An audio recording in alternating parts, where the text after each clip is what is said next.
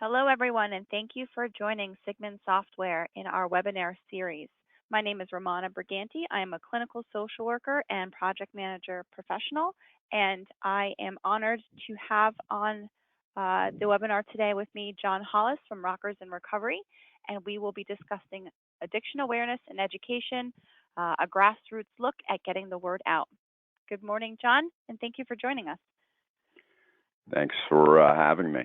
Any day I'm above dirt is a good day, and I'm glad that I was invited. So, can you tell our listeners a little bit about Rockers in Recovery? Rockers in Recovery was the brainchild of myself and Lori Sullivan, and it started in 2008, and it really is all about addiction recovery media. And the information at Rockers in Recovery is really based on the love of music and evidence-based approaches to drug addiction recovery. And, making it awareness and prevention and education combined with music. Back in 2008, we were the only ones that were actually doing that. So we're not a treatment program. We're not an advocacy group. Our sole purpose is to provide prevention, awareness, and education information to anyone who suffers with drug addiction or alcoholism. And of course, we do it again through our media platforms using the following: music, education, information, awareness, and of course, our recovery partners that make that happen on the media platforms. Mm-hmm. Mm-hmm. Yeah, and you do have a lot of internet radio shows. I did have the pleasure of listening to some of the new ones that you have started, Waking Up Blessed, which talks a little bit more, at least in the beginning, about your personal story. I definitely encourage the listeners to check out your website. We'll have links and so on throughout the webinar today, but to listen to your story and your interviews with other providers. But what makes Rockers in Recovery important to you? What makes the giving back of so much of your time and yourself important, and how is that helpful for your continued recovery? Well, you see, it's funny. In 2004, there's the backstory to it. In 2004, I was sitting in a hotel room, and my office in Indianapolis, Indiana. And I was, an avid rock and roller. And I was far from anything in recovery, but I was totally a rocker. And one of my favorite artists was Eric Clapton. And I followed him a lot, especially online. And 2004, I was searching, and I was high, and I was all messed up, and I was sitting in my office, and I was searching just songs to listen to while I was working, and up came his message of hope that he had, pretty much recorded on his website called Crossroads of Antigua, which is a treatment center that he helped open.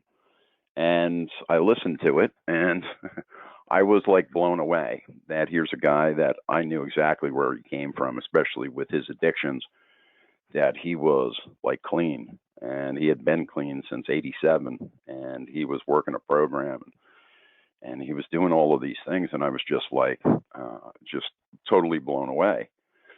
And fast forward, that message resonated with me, but it didn't really take hold until 2006. And, that's where my journey began.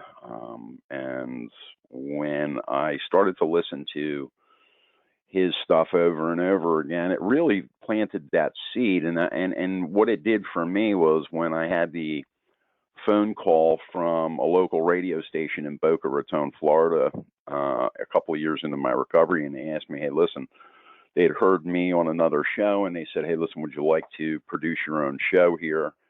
And I went in, and really what it was is they wanted me to buy airtime and produce a show under their house, and I did it. But one of the things that occurred for me was we came up with Rockers in Recovery, and it wasn't so much, everybody has the misconception that Rockers in Recovery is about, rock and roll stars that are in recovery. Now, Rockers in Recovery was, just like I said, Mhm. I'm a rocker.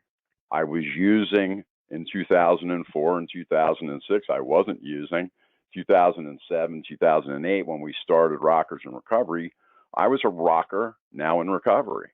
So I was Mhm. able to go to, listen to music and hear music and, all of these different things. And music totally did something different for me. It gave me hope. There was a message behind the music. I found different music that I used to listen to when I was getting high was no longer the same message that I was getting through that. I would get really, really inspired, by some of the music that I used to listen to had a totally different meaning. So being a rocker in recovery, I wanted to spread the message of hope that, hey, listen, it's possible. I don't care if you're somebody out there that's suffering or you're a family member or however that may be as far as the end game, which means that, if you're a user or if you're a family member, we all need hope. So how can we get that hope? Well, that hope and all of that comes through music. So as a rocker in recovery, I was able to start developing different platforms and different ways of being able to put music and education and all of those things together. So we would invite on different people that were in recovery, if they be in, the music business or not. And we would share about our experiences and our feelings behind music and what music did for us and play some songs and do those things. And it was really, really at that point, we had no clue what we were doing, really, to be quite frank. We had no clue where it was going to go. We had no clue what the mission statement was. We were just doing it. And when we, made the contract with it was Beasley Broadcasting. When we made the contract with Beasley Broadcasting, it was an $80,000 a year contract, and me and Lori had no clue where that money was going to come from. But we made the decision to do it, and we went out and started beating the bushes and getting sponsors. And we got through the first year, and we had paid the bill. And that was 10 years ago. That was 2008. At the end of 2008, we started to develop other stuff because something. It's about carrying that message. It really is about giving hope and letting people know that there is life after recovery. You can be a rocker in recovery, but it was just now on the FM dial, or on the AM dial. So now we had to start like tracking it. Well, really, I had people asking me, well, how many listeners do you have? Well, something, a lot of AM dials they can tell you, but they don't really know unless they're in Nelson or Nielsen's, and even then, it's speculative.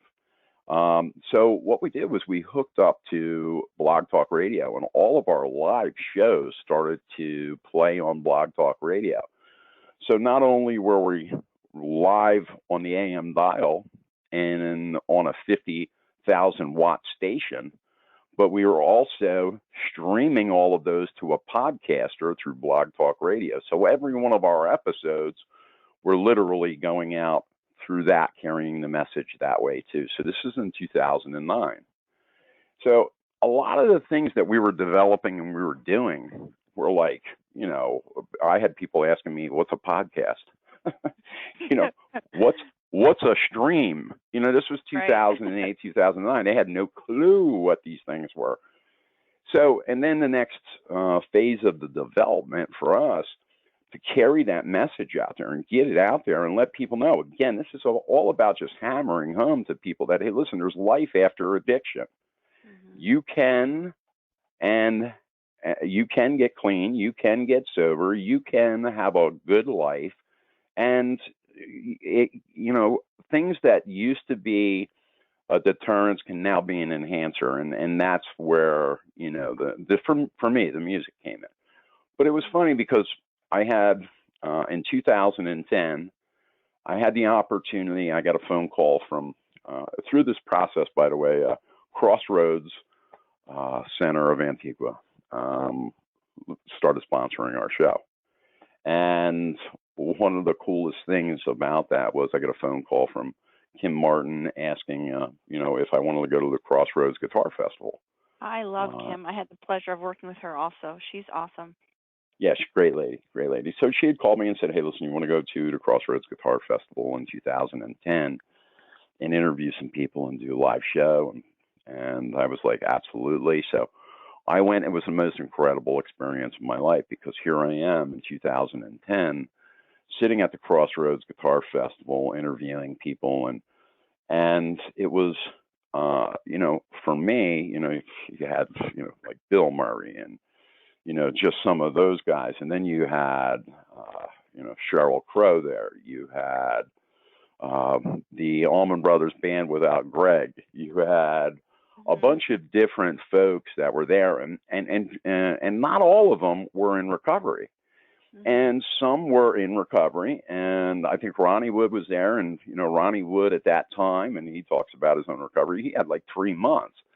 So, Ronnie Wood standing there with 3 months is a miracle. And anytime you talk about music, so here we were, in Chicago, we're doing this event, and it hit me that if you take music and recovery and you put it together and you went out on the road with it, that was more to raise money for Crossroads. Mhm. The concept came to me that if we take the media aspect of what Rockers in Recovery is doing, with all of the platforms that we're doing it on, maybe Right. through Facebook and social media and all our social media platforms, which now, back then I think we reached 3, now we're reaching millions. But the cool part was that as we started to develop this and we got to Chicago, and I seen the message unfold in front of me. And it didn't matter if it was a person supporting the recovery message that Clapton was putting out, or if it was somebody in recovery themselves up there playing. They were really there to jam out and to help support the recovery message in Antigua. And Mhm. I thought to myself, wouldn't it be kind of cool to be able to take that same concept and do a concert and have education, prevention awareness, advocacy groups, have all of those people all in one place, and have music as out in front where we can, have education and prevention and all those things and awareness. But the music is what people are really coming for. So the concept really was in 2000, July, July of 2010 came into my brain. And I'm one of those guys, and when I get a concept, I just like, play with it and play with it and play with it. And it was like December of 2010 that I said, at this point, we need to do a concert. I woke up at 3 o'clock in the morning and I was eating ice cream and watching TV. And I remember saying to myself, hey, listen, it's time to do a concert. And I Mhm. just got on fire for this. And I can tell you, it was December the 10th of 2010. And I was like, wow, this is going to be great. We had been interviewing, folks like Richie Supa and Ricky Byrd and Liberty DeVito, and there was a bunch of other guys that we had been interviewing on the media platform. So, made some phone calls to different people. Bruce Duncan, Johnny Burke, these guys were all like local musicians in the Pompano Beach area. And I started making some phone calls, Rhetoric Bands, Keep Coming Back Band. I mean, there was a bunch of different bands that we contacted and said, hey, listen, we're thinking about putting this thing on. Would you guys be interested? They were like, wow, what a concept. So they were like, yeah, we're in. So the next thing I had called Ricky Byrd. He used to be with Joan Jett and Blackhearts, and I said, Ricky, this is what we're doing. And he said, yeah, hey, listen, I can come down, but there was a cost factor in it, so we had to raise money to be able to bring Ricky down, pay him, for lodging and all of that stuff, and also build everything around it. We had Richie Supa come and actually donate his time for the first one. It was really kind of a cool experience. So what happened was through this process of putting this all together, this was December 10th, and I'm making these phone calls, December 11th, and all of that. I start making phone calls to get sponsorship. Hey, listen, would you like to sponsor this? Now, you got to remember, this is my baby. So everybody in the world should be, throwing dollars at me because Sure. it's the best experience in the world. It's going to be great. Right. And that wasn't the case at all. People were like, you're out of your mind. How's that put heads in our beds? I mean, this was the experiences that I was getting. I was getting things like, well, something, that's all well and great, but how does that put a head in my bed? And I'm putting money out. I want to see money come back. I'm like, Sure. something. It was really sickening to me to hear some of the treatment programs and how they looked at a person in treatment. It just made me sick. But in the meantime, God has, you make plans, and God, listen, if they're truly supposed to happen, they'll take place. And I will tell you that it was December 16th that I was on the air with a friend of mine, Robert Gluck, who's an attorney in South Florida, and we were talking about legal issues on Rockers and Recovery Radio, and we were discussing some things, and the next thing you know, I got a phone call while I was on a commercial from my aunt that my dad had passed away.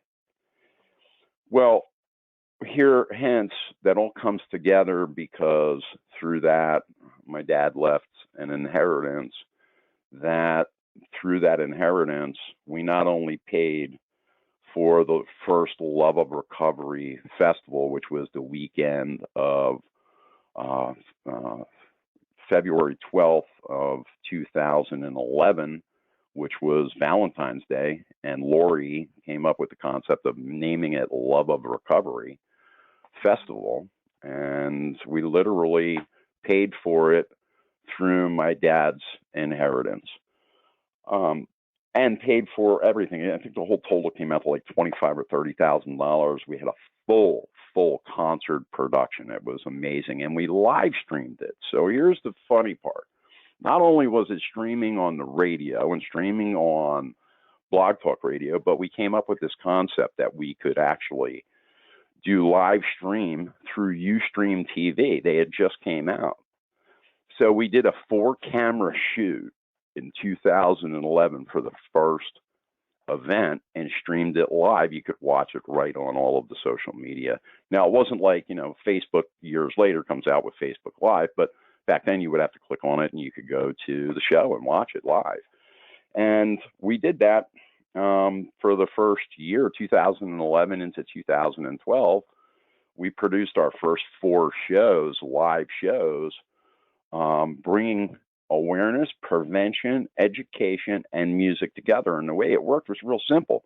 We would have the bands open up, and then in between changeovers of the band, we would have up an advocacy speaker or an educational speaker or somebody talking about awareness. We've had people from like Tom Cordair from, used to be with the White House, from SAMHSA. We've had other folks from SAMHSA that were involved. We've had other advocacy groups, like, back in 2000, and I think it was 15, we had Michael D. Leone. He was just really starting to, get his feet into the advocacy end of it.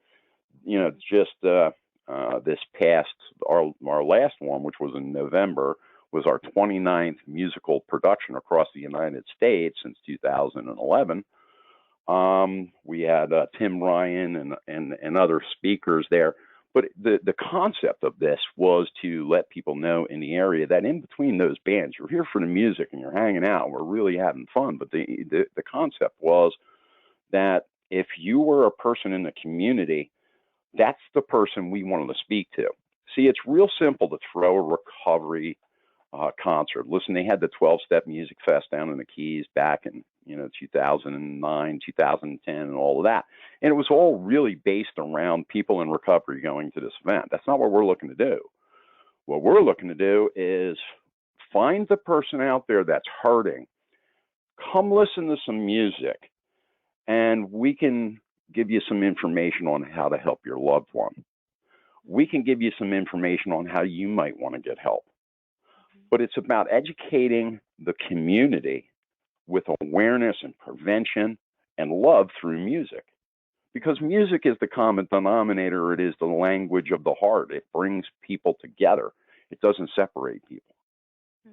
So through that process, here we, go up to 2018. We're 10 years of doing this, and the whole concept of the concerts and the festivals and the meet and greets. We would do meet and greets the night before where we would have keynote speakers and a full sit down dinner, and it was free to the community.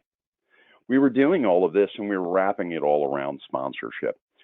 And we started to see that in 2016, 17, and 18 at the sponsorships, people really weren't interested in doing this. And they got littler and littler and littler, and to the point where me and Lori were pretty much the whole time. I think there was one festival that actually broke even through that time period. We pretty much put the money in to cover it through the way. And we got to the point where it just this past year we had to make a decision. 2017, we did a show in Wilkes-Barre, Pennsylvania. We did a show the year before up in Maine. And it just got to the point where we were putting all of this,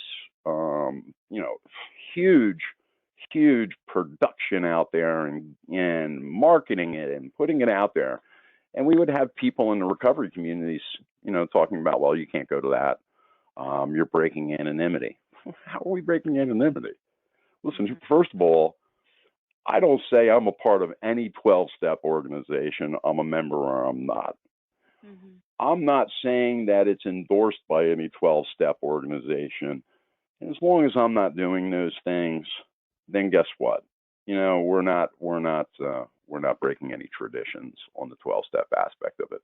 But the other part of it is too is that getting the community behind it. I'm talking about the community, not the recovery community, the community itself. Mhm. Difficult thing to do. So you try to use media.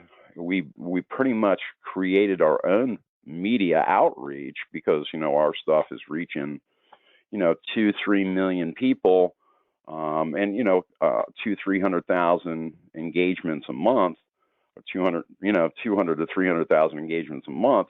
Sounds like a lot, and it is, especially if you're doing target marketing areas for events. But again, you know, we didn't have the support in the thing. So here we are, 29 concerts and festivals and meet and greet productions into this thing. And we had to make a decision at 2018. We were going to go back to what our roots were. And it's Mhm. very simple, rockers in recovery media.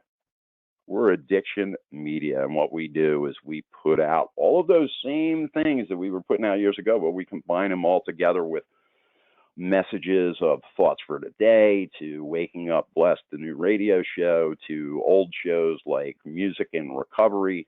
We produce we produce 4 radio shows off of the platforms, but we also, if you go to like Rockers in Recovery on Facebook, it's about updating each day with information that's newsworthy, to funny stuff, to old music that might inspire somebody, some old rockers that are out there and they're carrying a message to a person that isn't in recovery, that is a music artist that's supporting the recovery movement. So all of these things really have come together and rested now on the fact that we've been a media company since 2008.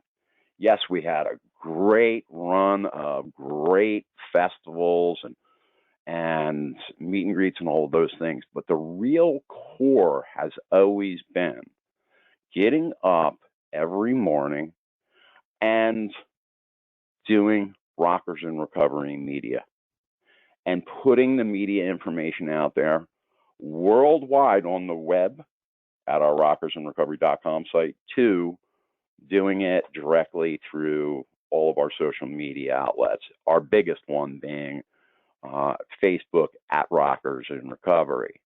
Over the years, if you had told me that in 2008, when we first started the Facebook page, it was at the end of the 2008, beginning of 2009 that we started the Facebook page. We had started at the beginning part of 2008, but now this Facebook thing was out there, and there was a bunch of organizations, by the way, that were starting to do their own like social media platforms for recovery. And I thought to myself at that point, hey, listen, we could do that. And we actually started a little site and we were starting to do it. But I started to see that, Zuckerberg had the idea. And I should probably hitch my wagon to what they're doing. And let me just open a page and make it a community. And it was the best thing I ever did, because really in real time, I get to the potential, especially it's changed a little bit now, but back in the day, you had the potential of reaching, millions upon millions of people. Now they've changed a lot of that, but yes, we still reach a bunch of people because, listen, we went from, I remember when we hit 1,200 people, we were like, oh my God, we got 1,200 people on our page. That's amazing. We were just like, wow. And fast forward, we're at 137,000 followers, getting ready to go to 138,000 followers. If you had told me this, I would have told you you're out of your mind.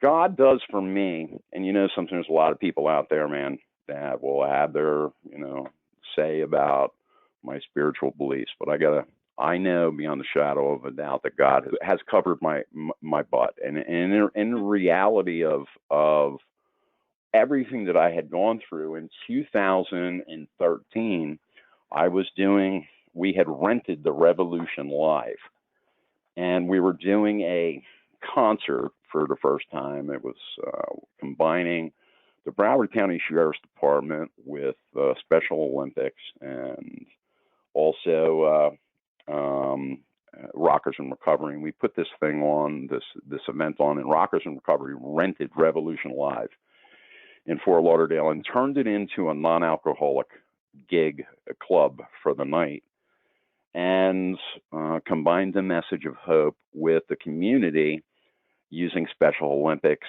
to be able to promote awareness for Special Olympics and raise money for them. And during that show, I had, at the end of the show, I was coming down off of the walkway off the stage with a box, and I fell off the edge of the runway and twisted my ankle. And you got to remember that as an addict, I was, a drunk, and I was a huge cocaine addict before I got sober. And so I got clean in 2006, and that was 2006, December of 2006. And it is now 2013, and I'm coming off this gangplank and, coming off the stage, rolling a box, and I twist my ankle, and I ended up taking a few Percocets in 2013, wanting to kill the pain of my ankle. And in my thought process was, well, hey, listen, something was given to me by a doctor. There's no big deal. I can, I can do this. It's, it isn't like I'm drinking. This is the kind of stuff that my brain was telling me. Now, through this process, I was going to meetings. I was doing all of those things. At the same time, I didn't realize it, but I was dealing with untreated diabetes. I didn't even know it. I found that out later on when I had to go into detox because of the opioid use. Now, one of the things that happened for me through that was I found out quickly who my friends were and who they weren't. I had people take to social media talking about my relapse on opioids and how I was, a piece of garbage. And I mean, it was just a really horrifying situation during that time period. But here's, and hey, listen, something, through that time period, I did a lot of things that you probably should never, ever do. I really walked away from the whole Rockers and Recovery thing. Lori and Paul and some other people took it over, Paul Wilson. And I just kind of, stayed away. And it was like 2000, and through that time period, it was really 2013 into 2014, was really, really a bad situation because I had people telling me at first when it first came to me, picking up the substance, they were like, "Listen, you're going to be okay. Don't worry about it. Just keep moving forward." And I couldn't turn the ship around. I was really having a hard time. I was back struggling. You know what I mean? I would get together a month, 2 months, 3 months, go back out. It was really, really horrifying. 2013 for me and for Rockers in Recovery, the one thing that I had created to help others was now really turning around to kill me. And I mean, it was just a really, really horrifying situation. 2013 into 2014. 2015, and it was June the 15th of 2015. I came out of a hotel room after my last use, and I had gotten an inheritance from my grandmother, and I had used some of the money to help Lori pay for. Lori was working with the Rockers and Recovery thing. I gave her some money to pay for a show that they were producing in New Jersey. There were some other shows that we were looking to produce, and we had to cancel them, and all because of my addiction. And in the meantime, at that point, I took, I don't know, it's like $45,000 and went into a hotel room and was literally at the point where I said to myself, okay, I don't want to come out of this. I'm done. I don't want to live. And I'm going to go out. I'm going to go out this way. And I went through $45,000 in a month and a half and walked out of a hotel room in 2015 alive and really pissed off. So here I was in a situation where, any human being should die after this, and I'm not dead yet. And somebody pointed out to me in a very kind way, hey, John, maybe you're not meant to die, and you need to, pull your stuff together and do what you need to do and get back on the horse. And I had a guy named Nick C. who reached out to me, and I went and visited him up in Wilkes-Barre, Pennsylvania. And we really, he came behind me and he said, "Listen, I really believe in what you're doing, and I believe that you're turning your life around, and I believe in you." And I hadn't had that in a long, long time, a couple of years. And every time I wanted to use, I thought to myself, wow, something, Nick's standing behind me, and I can't disappoint him. Wasn't I hadn't gotten to the point where it was about disappointing me. Right. It was about, but that's what kept me holding on. Yeah. So through the process, we went to Maine in 2016, did a show there, and continued doing the radio stuff. I didn't get on the air. I was doing like little stuff. I would do like interviews for treatment and recovery, and really I was just the interviewer. I didn't give or talk about my thought process, because really, who am I to say anything, with a month or two or 10 months or a year clean. I just really got on, asked questions, and got off. I did not, pontificate on my thought process. And it was this past January that I was like, okay, God, where do you want me to go next? I was talking with people, and been clean now since 2015. So what do you want me to do? The music end of this thing is ending. The on the road concert stuff, where do you want me to go? Mm-hmm. And it was very simple. Go back to your roots. Today you're waking up blessed. Yeah, it seems like everything started with your, finding Eric Clapton online and his message. And though you were not able to hear it then, that was the seed. And you've built this whole Rockers in Recovery with Lori and with Paul Wilson and, the other support people that you have to kind of provide that to somebody else. Whether you're reaching them through Facebook or when you had the events, you're trying to be that little hope, that little seed for other people.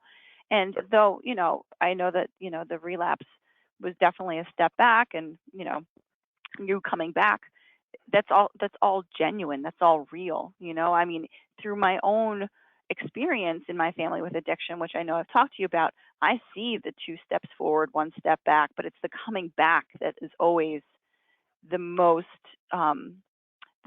it's the most healing to see. People that have gone so far and coming back and still fighting, that's where the power is, and that's where I see the hope, you know, so Well, so here's part of the strongly. problem.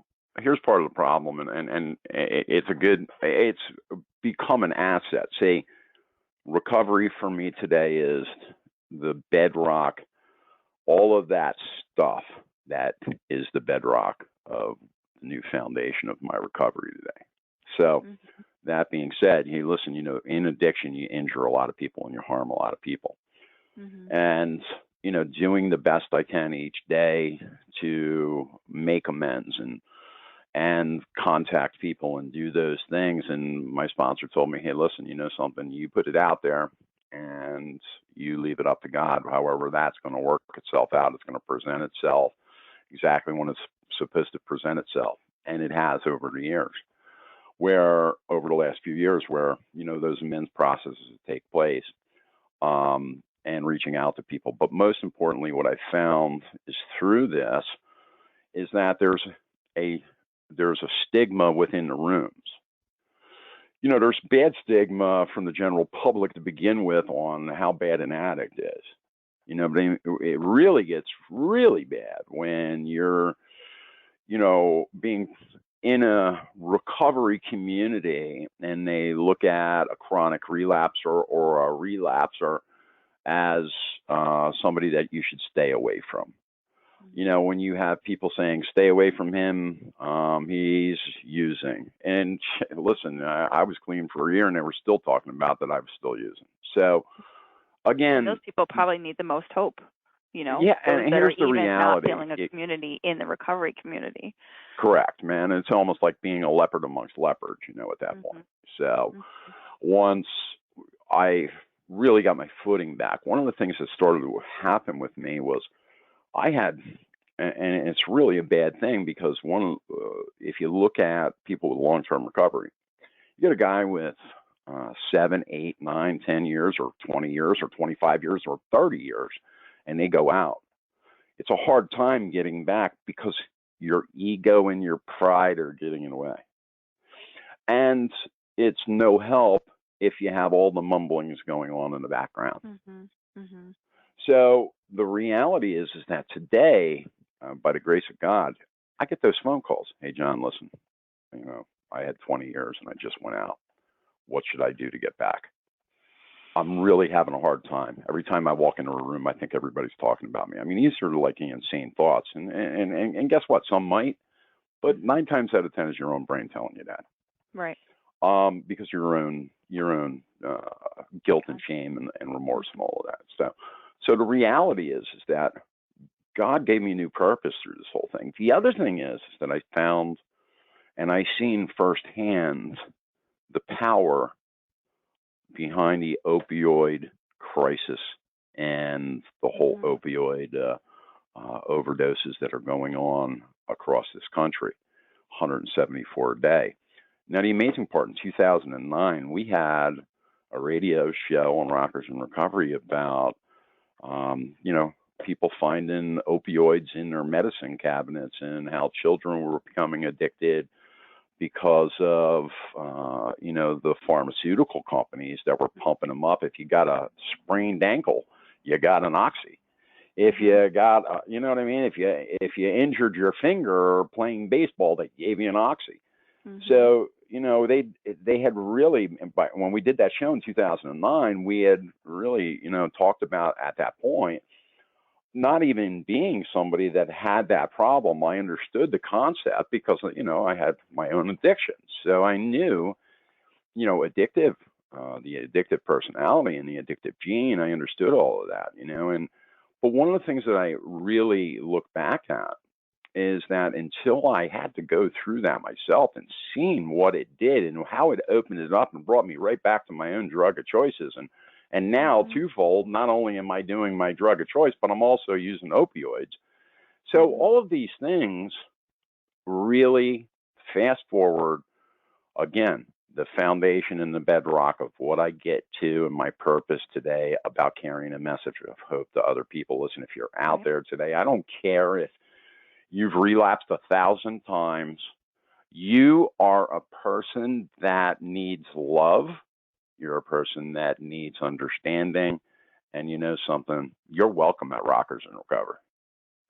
If you are somebody that's out there that had long-term recovery and for whatever reason you injured yourself and they gave you painkillers and it started the cycle of addiction for you again, I totally understand that. I get it. Please don't hesitate.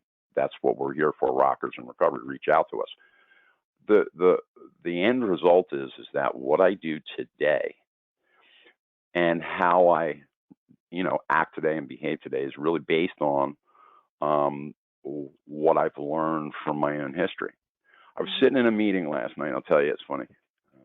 First came into Alcoholics Anonymous. I shouldn't have said that, but it is what it is. At a 12-step organization back in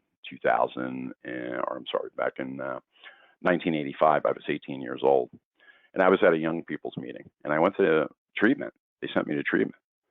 And I said, when I got out of treatment, I said, this is not for me. These people just don't know how to use. This is not for me. So when you think about the fact that I've been around for 33 years, now do I have 33 years in recovery? No, but do I have a lot of experiences that I've experienced through that time frame? I can tell you everything not to do. I can tell you, don't get married in recovery, and in the first year it don't work well. Don't get in a relationship. I mean, there's so many things and so many mistakes that I made, but this is what I came to find out was that through failure, I get to today be somebody different.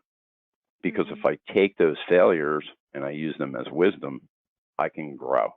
I can grow spiritually and I can grow in another direction. Now I need people around me and I have God in my life, and He's kept me alive this far to be able to carry a message of hope. Now, how we do that, again, it comes down to the Rockers in Recovery media part of this thing is about carrying a message of hope and getting people behind that message. May it be guys like Sam from Amethyst Recovery or Lyle from the Shores, to Nick from Clearbrook. These guys got behind me over the last couple of years and said, hey, listen, we're going to help you carry that message out there because that's what we want to do is to spread hope and spread the message that you can get clean, you can have a new life, you can be a rocker in recovery. You can go out and listen to music, you can hang out, you can have fun with your recovery. So that's and there's always a place for you in the community. Absolutely, man. Nobody needs to be shunned or treated like crap. It's just you are loved. You're a human being. Foremost, you're a human being. Everybody's like, I'm an addict. No, foremost, I am a human being. I'm a person in recovery, but I'm a human being first. And that's the most important thing that people, miss that concept. It's like we're subhuman because we have an addiction. No, we're human beings, being and trying to be the best person we can each day. If you're in recovery, you're not that way. I know personally, of course, from my own experiences, that I didn't wake up with a drink in one hand and a pipe in the other, saying, "Hey, listen, I'm going to be a great person today." I didn't have those behaviors, that's for sure. So, John, how can our listeners support you? How can they be part of the Rockers in Recovery community? Well, it's listen. The first thing is that how can we support the community, and how we can support the community is being able to put the position of our message out there, and that message is again giving hope. So that's the first thing. So how can we grow that even bigger? And the thing is that It's real simple to, this is our full-time job. This is what we do for a living. We're a media company. We're a for-profit media company. And just like if we were in a Miami Herald or one of the major TV networks, they all do everything through sponsorship. The process of becoming a sponsor is real simple. You can go to rockersandrecovery.com and click on sponsorship, and you will literally see how you can become a sponsor. And we try to make that across the board as reasonable as possible, because what we're looking to do is each day keep that train running of hope, so that way we can keep the message going out there. Now, we have some great people. I just mentioned them, Amethyst and the Clearbrook and the Shores, Hope and Grace Recovery Centers. These people have really stood behind us and helped us with the message. Now, the cool part about this is that because of our network growing the way it does, these guys are getting, sometimes, thousands of people, because they put aside all of the how many heads in the beds are going to be, is this going to produce? And what it's done is that they get to, also now get, thousands monthly of click-throughs to their website, finding out their information. Also, we get to be able to put out information like the music airs and SAMHSA and other things, because it's not just about putting their stuff out. It's about putting out all kinds of information. But because of their sponsorship, we're able to do all of that stuff. Right. Make sense? Right. And we're showing now some information regarding how to connect with Rockers in Recovery, and your website has different packages, different campaign links. So we definitely encourage folks to visit your website or to contact you directly via the email and phone number provided on the slides, and to find out some more information. And I think that you really have a great network from all of the analytics that you've provided to me, where you can really reach many people through different platforms, whether folks are listening to Waking Up Blessed or your weekend music events. It's really just a great opportunity to reach those folks that either as family members or individuals in recovery. Well, and something that's very cool that you say that, but one of the things that I did just for giggles and ahas over the last 4 or 5 days was I took some of your information and I put it out there. And, just to be able to see the response for an organization like yourself. And, you're more health related and all of that. And, we were able to, introduce your information to around 2,000 people over 4 days. Over 4 days, that's great. So the reality is that it's about all of us working together. But here's the problem that you run into. I have people call me up and, hey, listen, we would love to do this campaign, and will you put this out there for us, and will you help us? And we're a business. So there are certain people that, yes, we will help and we will put their information out there. But if you continue doing that, how do you keep the lights on? Right. So it has to be a balance. And eventually, if you want to be able to help and be altruistic and help other people that have a message, maybe an advocacy message to an educational message that you want to help put out there, well, you need the funds to be able to put that stuff out there too. And there are real organizations out there that have no money, and you want to help support them.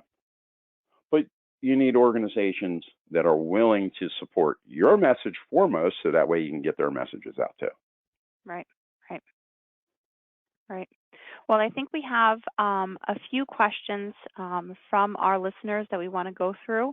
And, I really thank you, John, for all of this, and we would love to have you back on for another webinar if you're interested. And we No. think that this is great. No, we think that this is great. And I personally, through all of our talks, absolutely support what you're doing and your message. And, as a ACOA, I definitely see the struggles, not just of the individual, but the family. And I think that music has always been the great equalizer and also therapist in my life and in my family. So I think that this, really aligns with my experience with addiction and addiction recovery. So I thank you again for making the time for us. I want to tell you, I want to thank you Yeah. too. Here's, I'm going to be quite frank about this too.